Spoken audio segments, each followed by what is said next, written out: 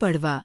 यह पर्व हमारे देश में बड़े ही हर्षोल्लास और श्रद्धा के साथ मनाया जाता है। मुख्य रूप से महाराष्ट्र में मनाए जाने वाले इस पर्व को संवत्सर पर्वो भी कहा जाता है।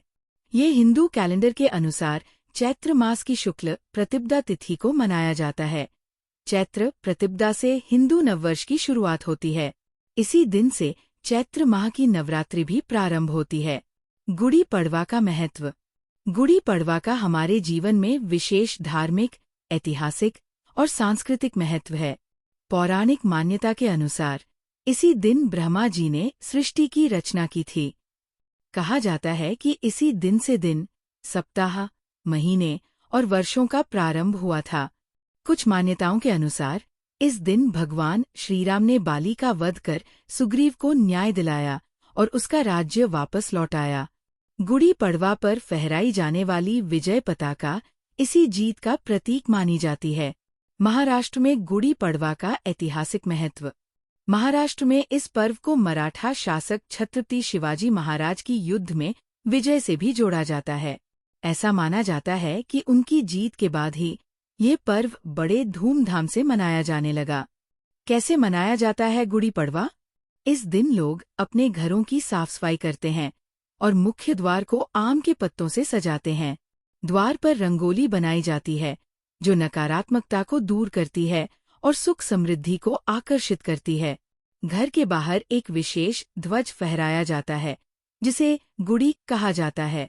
ये गुड़ी एक लंबी बांस की लकड़ी पर बंधी होती है जिसे रंगीन कपड़े, आम या नीम की पत्तियों, फूलों की माला और नारियल से सजाया जाता है। पारंपरिक व्यंजन और विशेष पकवान। गुड़ी पड़वा के दिन घरों में पारंपरिक पकवान बनाए जाते हैं।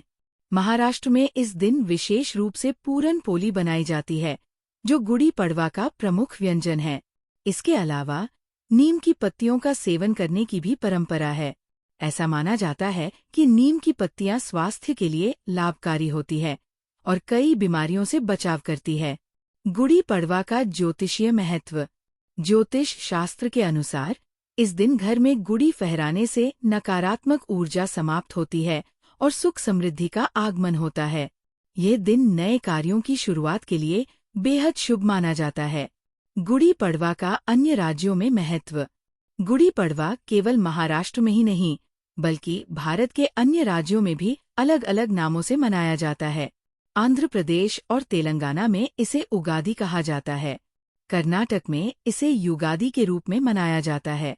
सिंधी समाज में इसे चेती चांद के रूप में मनाया जाता है जो भगवान झूलेलाल का जन्मदिन भी होता है। वहीं कश्मीर में इसे नवरेह के रूप में मनाया जाता है। आध्यात्मिक संदेश। गुड़ी पड़वा हमें नई शुरुआत और जीवन में सकारात्मक बदलाव का संदेश देता है। यह पर्व खुशहाली और समृद्धि का प्रतीक है। आप सभी को गुड़ी पड़वा की हार्दिक शुभकामनाएं। आइए इस पावन पर्व को हर्ष और उल्लास के साथ मनाएं और अपने जीवन में सुख, शांति और समृद्धि का स्वागत करें।